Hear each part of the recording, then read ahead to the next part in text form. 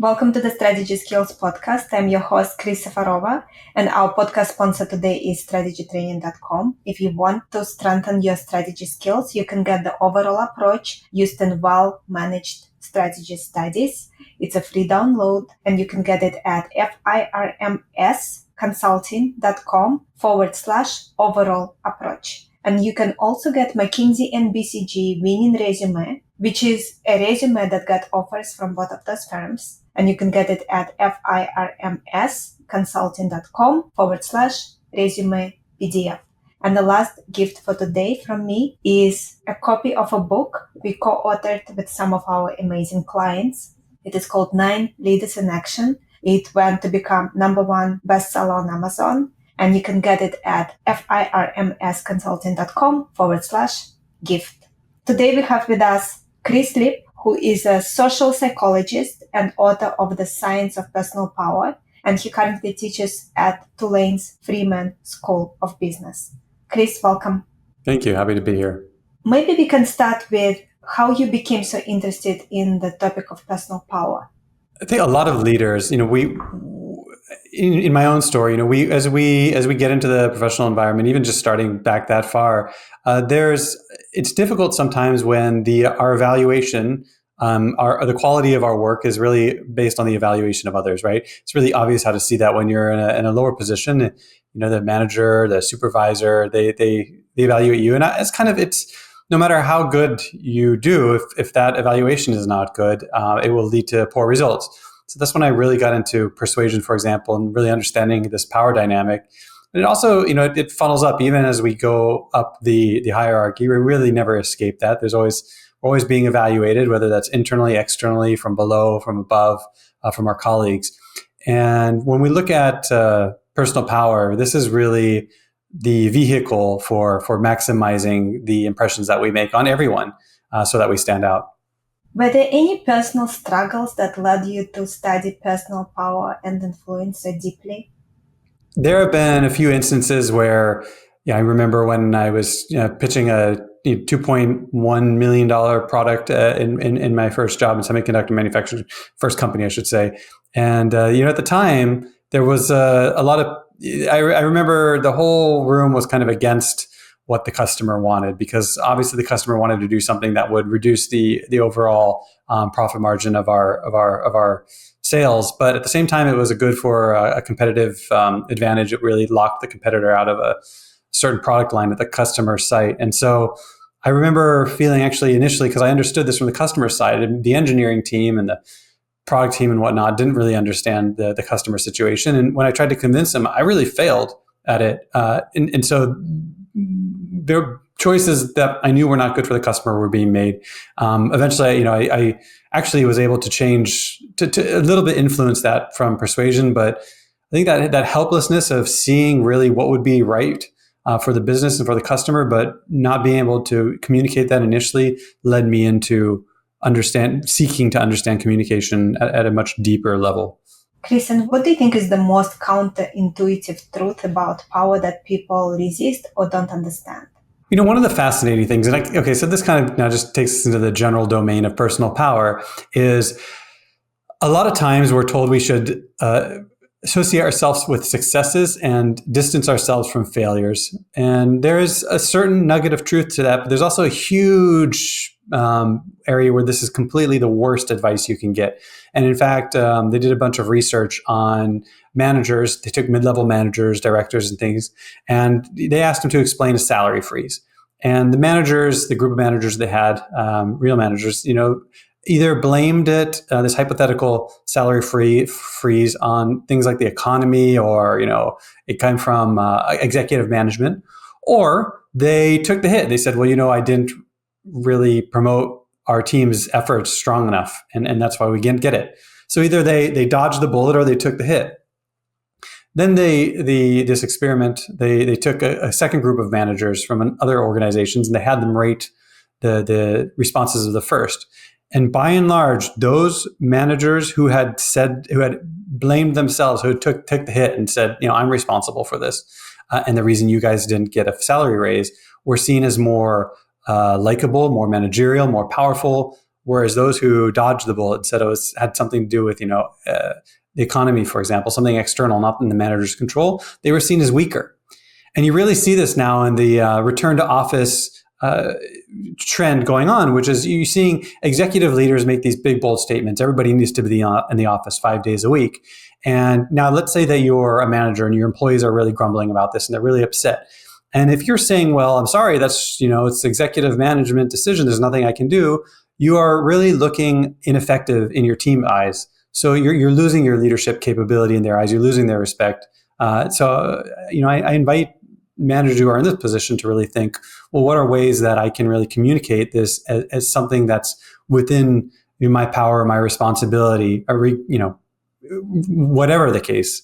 And there are different ways we can do that. I could give you one right now, which is just to reframe this discussion, not on the constraints being imposed, but on the vision and the goals that one has for the team, that you have for the team.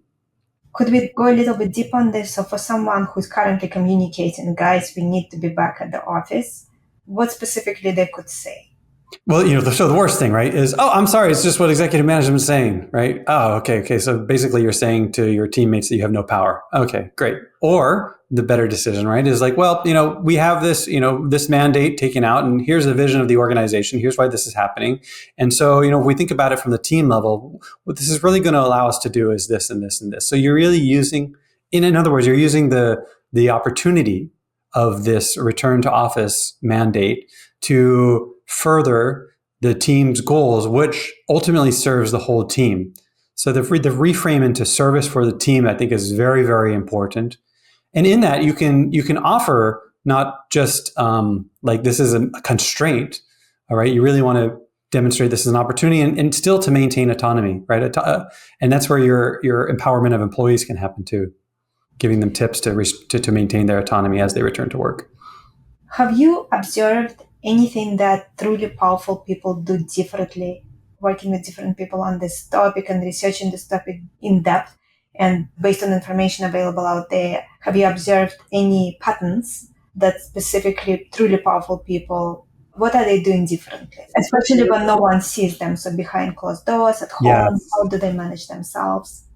That's a great question. So we think about it, personal power is our belief in our own capability to create impact. So it's a subconscious self-assessment we have about ourselves that is informed by the way we speak and the way we behave. And that's just a cycle that then, increases or decreases our own belief in our own capability.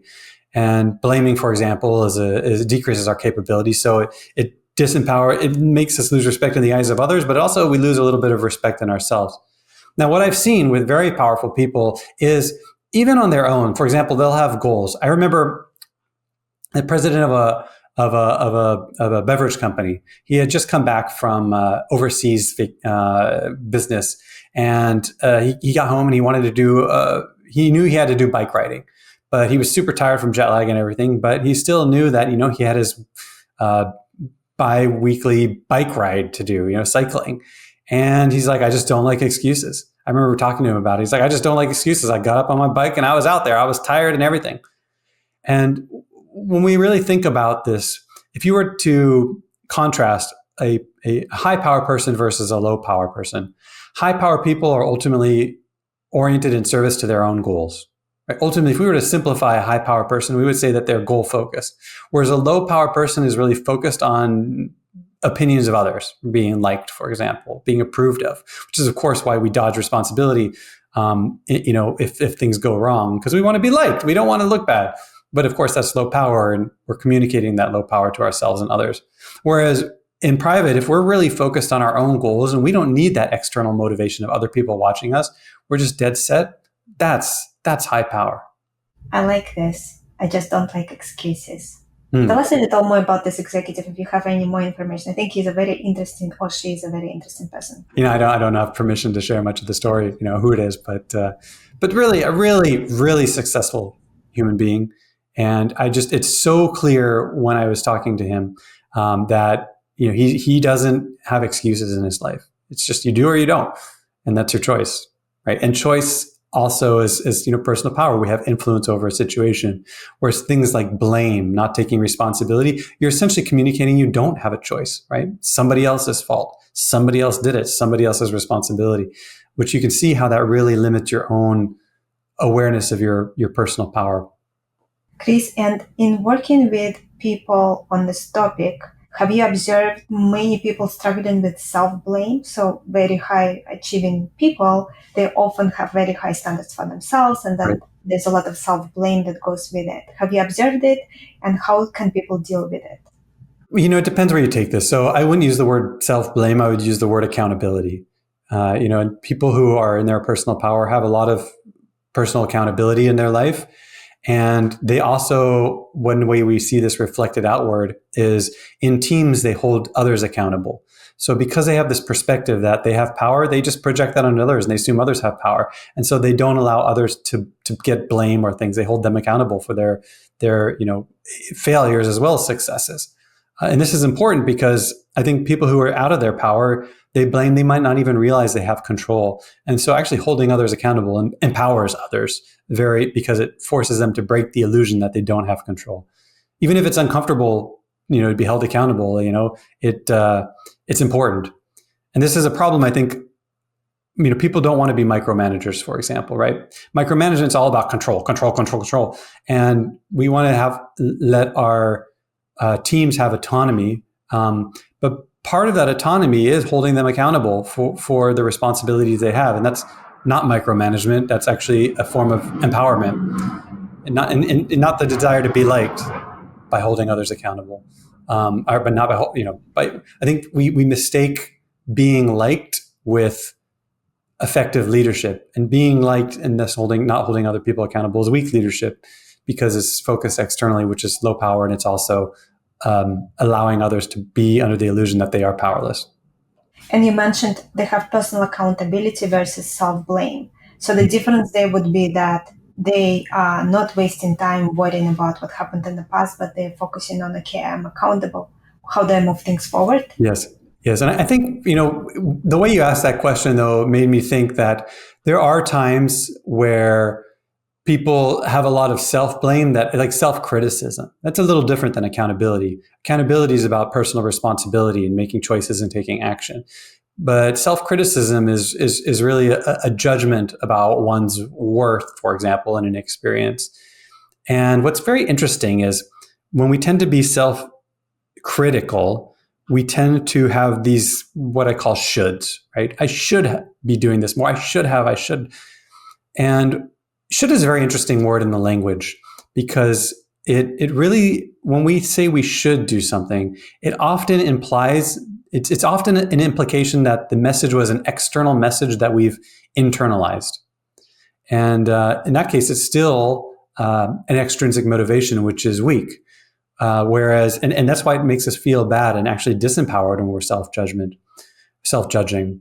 Whereas an empowered judgment might be, I didn't stand up to my values, right? So we would feel a very different feeling than critical, like I'm a bad person. It's a completely different judgment because one's coming from inside out, who we are, and the other's coming from a message that we've adopted from society.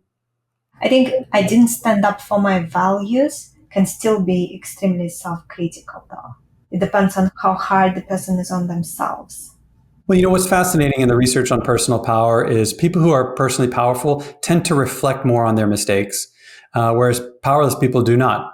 Powerless people, when they make a mistake, they usually blame because they're not taking responsibility, right? They don't assume they have power in the world, so they just naturally blame it. They don't see that they could have done something. They think somebody else does. So boom, they're done, right? Which just reinforces their sense of disempowerment. Whereas a powerful person will be like, well, that didn't go right. Where could I have leveraged my action to really have created a different output? And in that way, being a learner, they continue to develop themselves, which I think ties very much into then their own sense of capability within the world. Hey, they've learned to manage things so they can, and they have that stronger belief in themselves. Just to make sure it's clear in everyone's mind, everyone who's listening to us right now, how would you define personal power? So to define personal power is our belief in our own capability to create impact. Or another way to say it is personal power is our ability to act on our own values. Different way to say it. You mentioned that people who truly have power, they have goals. Can you expand on that? Yes. Personal power is, if we really look at the psychology of personal power, it rests on three fundamental pillars. Number one, if you look at the research and the science, number one is personal responsibility, because people who have power have a sense of control over the world. Voters, more powerful voters, people who have more personal power who are vote, they believe their vote counts, whereas powerless people believe their vote doesn't count. It's this belief, that we have control over the world. So like if you give a coin to somebody who's in their personal power, they'll believe that they flip it, that they can kind of semi-control the output. Like they want to flip it. They want to roll the die because they believe they have some impact over it, even though it's completely random and, reality is not true. But, powerless person will say it doesn't matter. And powerless person just doesn't see that they have impact, whether it's in real cases like a flip of a die or a voting. They actually do have, the same impact as a voter who has personal power, but they just say they don't see their sense of control. That's pillar one. Pillar two is they're internally oriented. So that means they're focused on their own values rather than focus on what other people are thinking and the opinions of others. And number three is they focus on action. They take action. And this all comes out in language, which I really explain in the book, how leaders need to speak in order to be seen as strong leaders. And so when we think about goals, really a goal is what? It's I have an ability to do something in the world, right? A sense of control that I can create an internally aligned goal. And then I take action on that goal. So that's why if we really simplify personal power is just, people who are in their power are more focused on their goals. I think in psychology, it is called internal locus of control. Part of it. Mm-hmm. Let's talk about language. How leaders need to speak in order to be seen as strong leaders? There are a few ways to be seen. Number one is, of course, taking responsibility. And I think that's pretty straightforward. But there's a fascinating study they did at Stanford University where they took these two groups of students, and they had students read two vignettes of a person either deliberating a decision or implementing a decision. So it's like, I'm debating whether I should go overseas. Here's the pluses, here's the minuses. Versus another person who's saying, well, I've decided I'm going to go overseas. Here's what I need to do. I need to get my passport, et cetera, et cetera. And, we have to deliberate in business. It's important to understand. It's the whole purpose of meetings, right? Trying to figure out what's the best decision we can take in order to execute. And it's what the researchers found at Stanford was that the people who deliberate and the people who focus on implementation plans are seen as equally competent, meaning they have, the same capability assessment by audiences. But the people who focus on implementation versus deliberation were seen as more powerful. The person who's saying, we're going to do this, this, and this, they lay out an action plan, it's perceived significantly more powerful. So you think, for example, if you're a politician or a CEO or you're, how often if your message is deliberative, like, well, we're going to evaluate the situation, we're going to see whether we want to do this or that evaluative message does not signal leadership. Leadership would be, here's what we're going to do first, here's what we're going to do next, here's what we're going to do next. Why do you think some people, well, I guess all of us at some point, unconsciously give away our power? And how can we stop doing it? There are a few ways.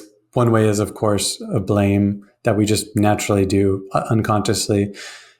I think a lot of people struggle with valuing their internal signals. So you're in an environment where you want to speak up, you want to share your opinion, but there are people who are, you very big people saying the opposite, or you feel intimidated. And what the research shows is if you withhold your opinion and things go wrong, you'll feel more regret than if you shared your opinion and things go wrong.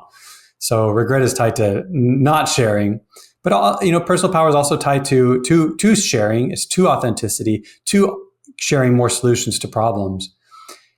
And I think that a lot of times we withhold our voice because we're scared of saying the wrong thing or doing the wrong thing, so we don't act. But action is power. When we take action, we are seen as more powerful. When we speak up, we are seen as more powerful, regardless of whether that action turns out to be right or wrong, regardless of whether our ideas turn out to be right or wrong. So this is very important. So those people who worry about being judged negatively because they're doing something wrong or saying something wrong, just recognize the motivation there is focused externally on what other people think of you, which is fundamentally low power. And that when you speak up, you're not only tapping into your own power by saying, okay, I value what I have to say and what I think or what I want to do. But people who witnessed you taking action or speaking up, regardless of whether it's right or wrong, will see you as having more power and thus will defer more to you in the future. If we think about a highly stressful situation, high pressure situation, what do you think is the best way to regain power in a crisis? One of the things they did research on this, and if we're in a low power position and we go into, and a low power position doesn't mean a formal position, it just means we feel low power going into an environment. For example, if you go to an interview and you're about to be interviewed, traditionally we see the interviewer as high power and the interview as low power. If you're a VC, you feel high power. If you're a startup going to pitch a product, you feel low power because you're under evaluation. And this evaluative stress that we put on ourselves actually disempowers us. And research has found if you can tap into your personal power before going into these stressful situations, you're significantly more likely to succeed. For example, research on interviews suggests you're 81% more likely to succeed if you tap your personal power prior to going into the interview. And you're just going to show up differently when you do that. There are different ways. You don't even have to think about it because these are automatic. You might be asking more questions. You might be sharing more value with the audience. You might be speaking up more. But what's one way to do this? Researchers have found that then 20 minutes before you go into a high-stakes situation, a negotiation, an interview, a speech, public speech, sit down, find a list of values online. I don't know, anything that's like 20 values, and then find the top 3 values of those. Just pick what are your top 3 values of this list of, say, 20 values, 10 or 20. And then of that, pick one value that you're like, this is the most important value to me. Not necessarily for this situation, but just it's really an important value in my life. And spend 4 to 5 minutes writing why this value is so important to you. You see what's going on there? In the writing process, you're tapping into your internal orientation. You're tapping into that your values, that stuff from which the personal power comes from. Doing nothing else, for example, in an interview, you're 81% more likely to succeed. Like almost you double the chances of success. And there's a psychological reason for this. I mean, I'm kind of saying, you tap into the personal power area of your brain, but that's called the behavioral approach system. And so what happens is when you tap into your values and your goals and these things, you tap into the behavioral approach system, which makes you much more less risk adverse. So you're more likely to speak up, you're more likely to assert yourself, and you're more likely to be seen as more confident. Whereas if you're concerned about what other people think about you, which is the nature of some of these situations, right? Our concern of whether we're going to do a good job or not, whether our performance is going to be evaluated well or not. That's the behavioral inhibition system. It's a different part of your brain, different motivational mechanism. And it's going to keep you low power. So that's why it's important. You really want to jump out of that. And the way we do that is one way of the many that I write in my book is we tap into our personal values. And we have to really spend 4 or 5 minutes writing about it because it's in that 4 minutes that we're rewiring the brain or sending the signals into a different part of the brain that then gets alerted and activated. So we're ready when we step into that situation. Thank you for sharing this. This is something everyone can use, and I can see how it can be very powerful. What do you generally think about journaling? What role could it play in someone's life to be a stronger leader and come across as more influential? But, journaling has so many great advantages. And, I started journaling when I was in my early 20s because I read like Oprah Winfrey journal. And I was like, all right, I need some idea of how to manage my mental health. But journaling does a few good things. It helps us reflect and learn on past experiences, right? Which is personal power. It helps us become more emotionally aware. And, there's some recent research out in psychology that a lot of stress we have, for example, depression, let's say, they found that depression has a negative physical effect on your body, negative impact on your physical body with inflammation, but not if you're emotionally aware. So if you're depressed, but then you are very, you understand what emotions are going on in you, not just kind of this blanket, I don't know what I feel, your body doesn't get inflamed. So there's just a lot of physical benefits as well as psychological benefits to being emotionally aware. And journaling is one way to do that. And then once we're emotionally aware, we're really tapping into ourselves, right? Which keeps that internal orientation. we're aware of what's going on inside. And as long as we're aware of what's going on inside, rather than focused on what's going on outside, we are in a process of tapping into our personal power. For someone who never journaled and they wanted to start today, what should they focus on? How should they do it? I'll give you my personal advice rather than the science advice. I think gratitude journaling is amazing. Stay focused on the positives and keep your mind, focused there, because that also will activate the part of your brain that is reward driven as opposed to fear driven. So it decreases stress, puts us in our personal power. No reason not to be grateful. I'm going to share a little other thing. This is a little bit off topic, but there's a spiritual teacher in India who she does these things on Facebook and whatnot. And I remember listening to her, and her name is Sadhviji, and she's like, if she was asked, if you had to, she's a yogi, right? Hindi spiritualist. She was asked if you had to give up all your spiritual practices but one, what would it be? And she's a woman who does yoga every day, who does meditation, who does chanting and prayer and the whole gamut. And she thought about it, and she's like, if I could only choose one path, one practice in my entire domain of spirituality, it would be the practice of gratitude. It is incredibly powerful practice.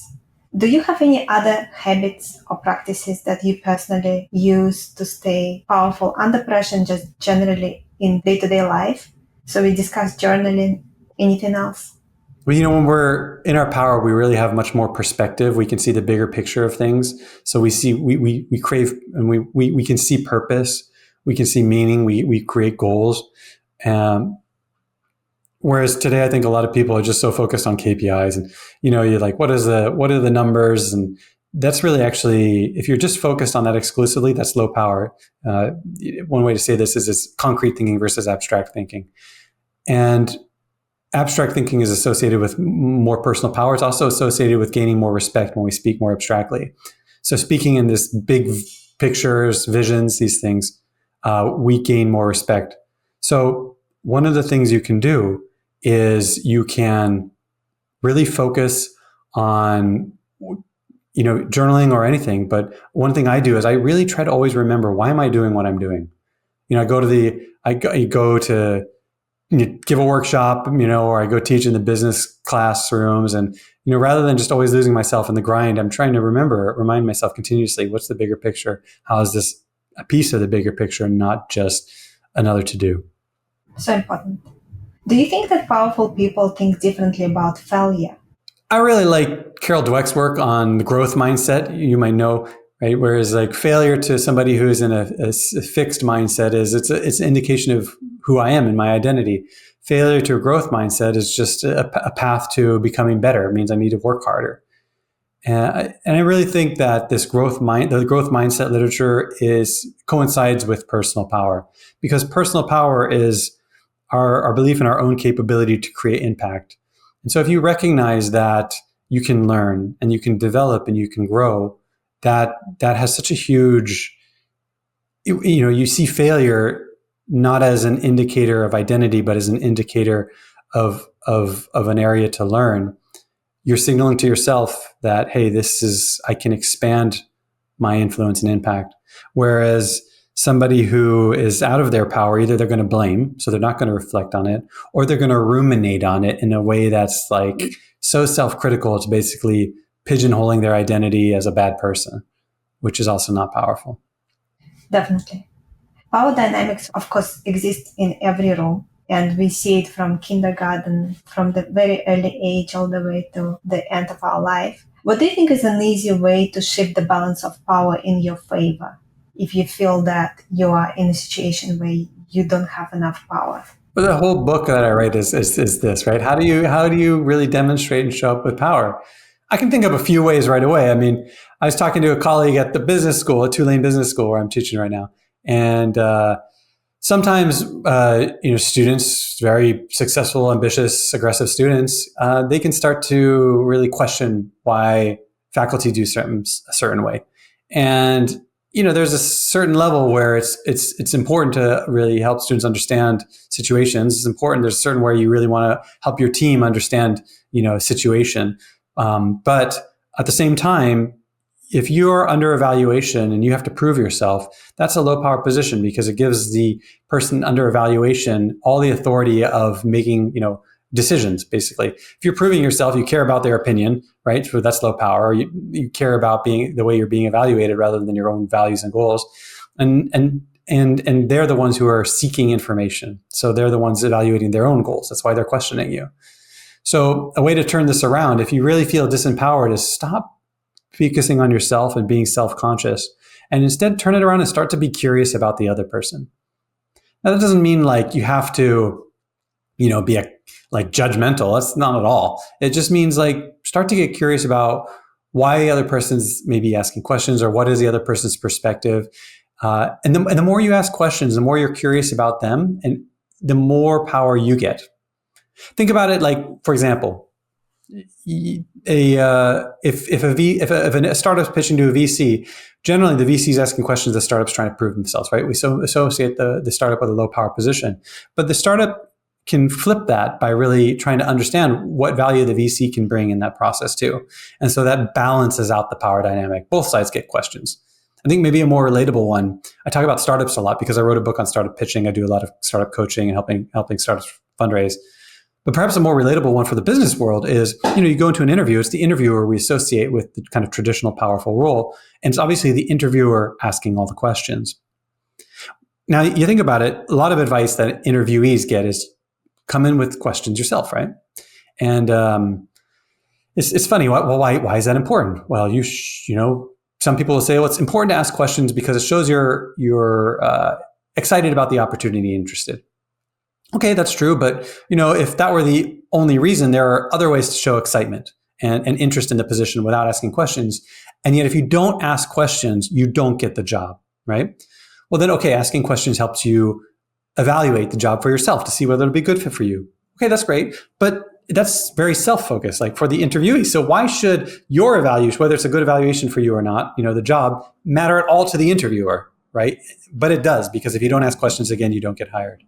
And the reason is, if you are in a position, you're an interviewee and you start to ask questions, you balance out this power dynamic because now you're expressing curiosity, evaluating whether the company will be a good fit for you, not just whether you'll be a good fit for the company. And implicitly, what that signals to the interviewer is like, this person is in their own personal power. So the interviewer now gives you more value. They perceive you to have more value because you have more personal power.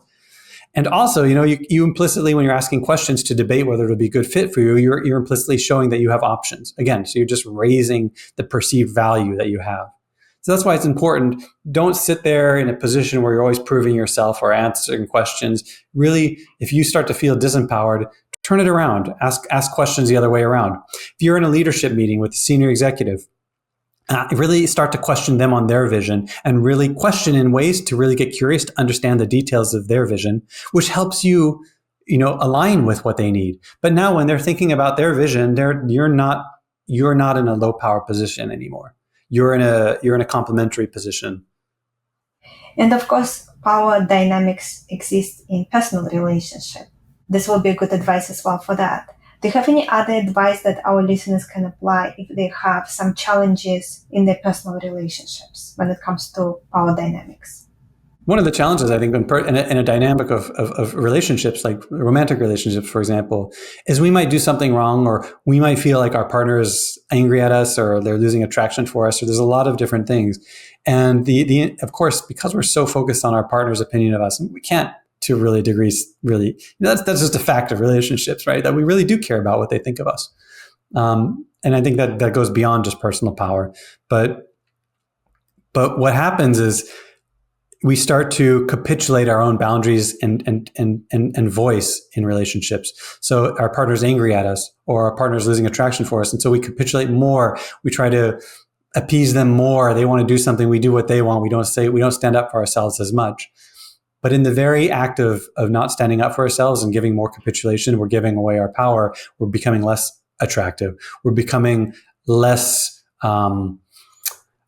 capable of managing their anger and taking more responsibility. So they're not taking control of themselves. And so, in sum, if you want to have a healthy relationship, it's important that you always stay anchored in your values. And if you do something wrong, okay, yeah, admit you did something wrong. Apologize. There's nothing weak about apologizing when you do something wrong. But don't capitulate your self-respect by ignoring your own values, inner signals, and voice in that process. That is a very important point, because what happens to some people is they just follow what the other person wants, so there's no conflict. Yeah, exactly. There's nothing that says conflict is unhealthy to relationships. And in fact, the research suggests there's opposite. There's a certain level of healthy conflict in relationships. We are just afraid of conflict. And it's our fear, fear is a low power emotion. So if you're reacting to fear as low power behavior, fear is just an emotion, I should say, but reacting to fear is a low power behavior. And if you're reacting to fear by avoiding conflict, you're actually diminishing the quality of that relationship and the connection of that relationship. Well, what does a healthy conflict look like, right? It doesn't look like character assassinations and attacking them back, but maybe you did something wrong in a dynamic and you got your partner really upset, or something has been going on. Now, you apologize, of course, take responsibility. Responsibility is powerful. At the same time, don't ignore the fact that a lot of conflicts are mutually created, right? Maybe there are certain things that are just not going well for you in the context of the situation that your partner was triggering you.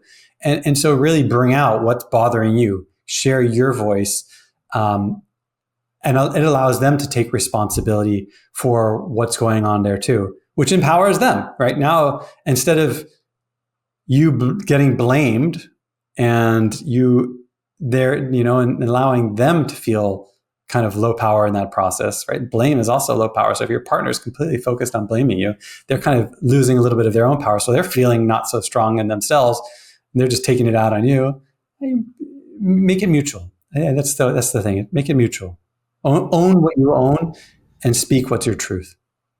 When you work with people on this, are there main challenges in the personal life or professional life? It's likely that people initially come with professional issues, but if you dig a little bit, what they're really struggling with personal issues. I mean, you could always argue that at some level, personal power is a personal issue, very much like self-esteem. I deal professional. And, the book, The Science of Personal Power, is completely contextualized in a professional environment. It deals with the science that's universal. And at the end, I start to give examples of personal situations. But it really has a framework of how it operates within the professional world. And that's actually perhaps one of my only regrets in writing the book is afterwards I started realizing, but people were sending me photos of the book. They're reading it on the beach, after divorces and things. And I was just like, it's a science that's universal. And I wish that I had made the book more universal and not just professional so that people could resonate with their specific situations that are also not professional. Now, as you read it, you just have to take, it's all the same. The information, the science is the same. You just have to take the extra step to now apply it. Like, okay, how am I taking responsibility in a relationship versus not taking responsibility? How am I being authentic in a relationship versus not being authentic? And as you were learning more about personal power, was there something that really surprised you that you did not expect?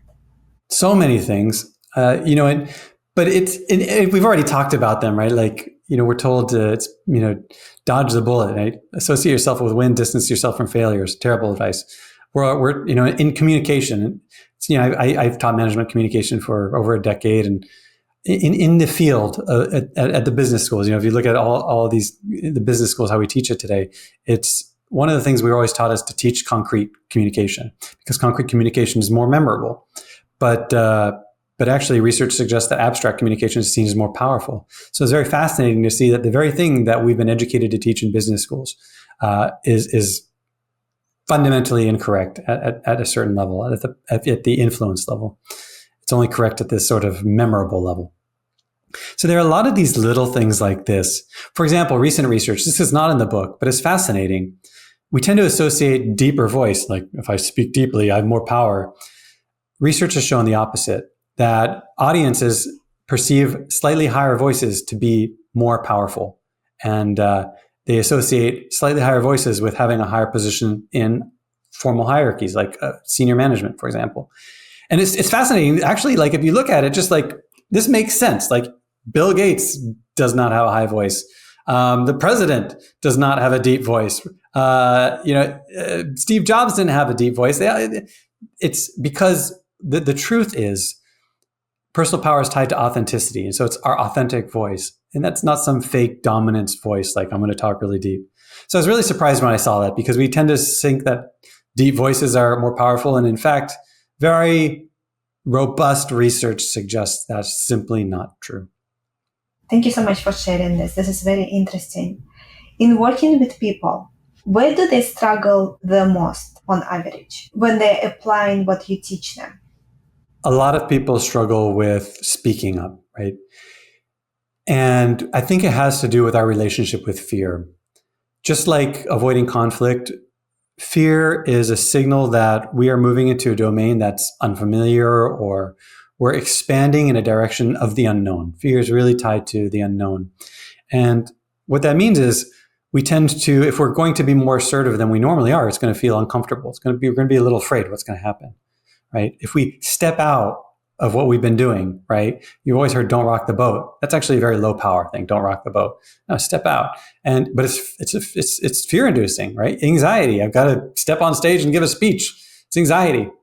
And so fear is it holds us back. And if our relationship to fear is that feeling safe is good and feeling fear is bad, we can never be in our power, because safety is the domain of ultimately low power, right? Trying to be safe from fear. So we have to shift the mindset to fear as a gateway. Fear is a gateway to change and to expansion. We're expanding into the unknown. And if we see fear as like, oh, wow, there's this boundary, I didn't realize I had it, I'm going to step out and expand myself. This is an opportunity, right? If we reframe fear into opportunity, our relationship turns to one that's very powerful. And so we embrace these opportunities, even when they're uncomfortable, because we recognize at a deeper level the value they bring us. That's so important. Tell us more about how do you reframe fear into an opportunity? But just recognize, for example, if you're used to being quiet, assertiveness feels uncomfortable. And so you'd be like, well, I'm just going to keep being who I am.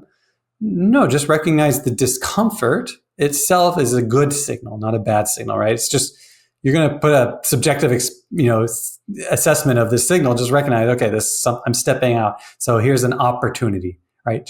You have to just tell yourself it's an opportunity to learn. That's how a powerful person would think about it. It's an opportunity to learn, to grow, to further my goals. Ultimately, that's what this is doing. I'm furthering my goals. So I'm going to focus on my goal. And here's what's really fascinating.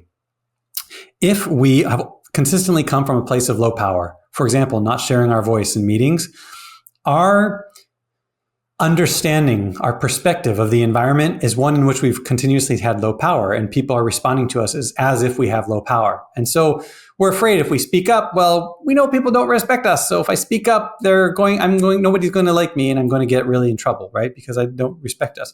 Well, no, that's actually not true. Here's the interesting thing. If you step through your fear and assert yourself, you can no longer predict accurately how people will respond to you, because in stepping through your fear and asserting yourself, you have now stepped into your power, and you are now showing up differently in the world, and that's going to change the way people evaluate you.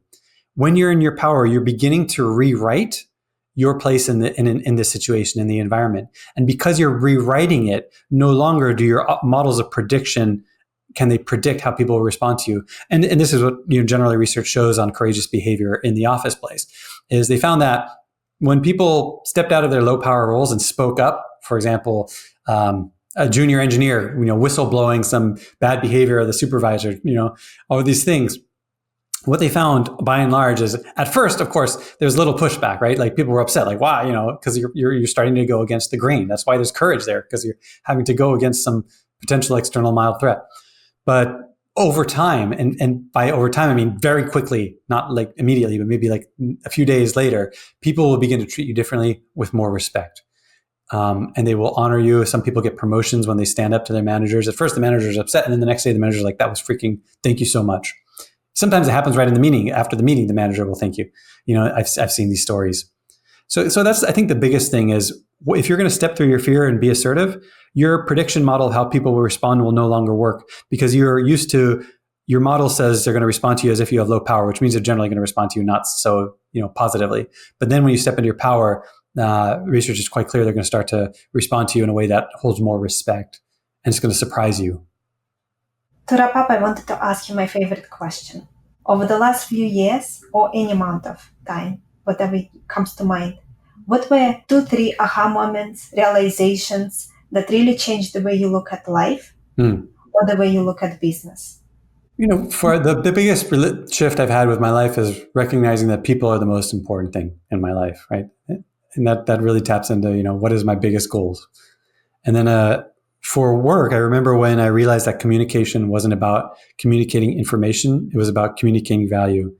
If you want to be persuasive, nobody cares about your ideas. They only care about the value of your ideas. So when I realized this, it just changed the way I communicated. So I started communicating, instead of trying to aim for more clarity, which is fine, but it's just a very low bar that's not influential. I started aiming for demonstrating the value of what I'm doing. So important, particularly if you're like in an office space and you want to get promoted. Don't just say what you're doing, say why what you're doing is important. And then number 3 is, I think, really the discovery of personal power, really understanding this vehicle of dynamic between people, this invisible dynamic. Why do some people show up big? Why are some people small? Why do we, when we walk in the room, we know who's got power? We know who's sort of like the runt of the group in that moment. What is this? And I think when I began to see it through the science, I was just like, oh, wow. Because then you realize your worth in a group is much more a function of your behaviors than it is a function of some fundamental aspect about you. In fact, it has nothing to do with your who you are and your identity. It has to do with how you show up. And I think a lot of times, because people sometimes struggle with self-worth, they withhold their voice. And it's the act of withholding their voice because they don't value themselves that then other people get the signal this person's low status because they're not having a voice in the group. And so we just create this kind of self-fulfilling prophecy that we project our low self-worth through our behaviors in ways that then reinforce other people treating us in a way that gives us evidence that we're not worthy. But it's just all bullshit, because it's like, excuse my language, it's just, we recreated that scenario. And so once you really see, here are the behaviors of high power and low power, it doesn't matter what you think about yourself. If you just act in the behaviors of high power, you'll begin to respect yourself more, which is nice. But then people will just respect you because it has nothing to do with your self-worth. Powerful way to wrap up our session today. Thank you so much. I really appreciate everything you shared. Where can our listeners learn more about you, buy your book, anything you want to share right now? My website, speakvalue.com, exactly how it sounds. There's resources there that you can download for free. I also have my book on Amazon, The Science of Personal Power. Probably get it at Barnes & Noble as well, the local Barnes & Noble. But if this resonates with you and you really want to step into your power, I did this research to empower us in our lives. And I hope that you pick it up. I hope that it serves you well. Our guest today again has been Chris Lipp. Check out his book. It is called The Science of Personal Power. And our podcast sponsor today is strategytraining.com. If you want to strengthen your strategy skills, you can get the overall approach used in well-managed strategy studies. It's a free download, and you can get it at firmsconsulting.com/overall approach. You can also get McKinsey and BCG winning resume. This is an actual resume that got offers from McKinsey and BCG. And you can get it at firmsconsulting.com/resume PDF. And you can take a look at it, compare it to your resume, see what you can improve. And the last gift from me today is a copy of a book we co-authored with some of our amazing clients. It went to #1 bestseller on Amazon, and you can get it at firmsconsulting.com/gift. Thank you everyone for tuning in, and I'm looking forward to connect with you all next time.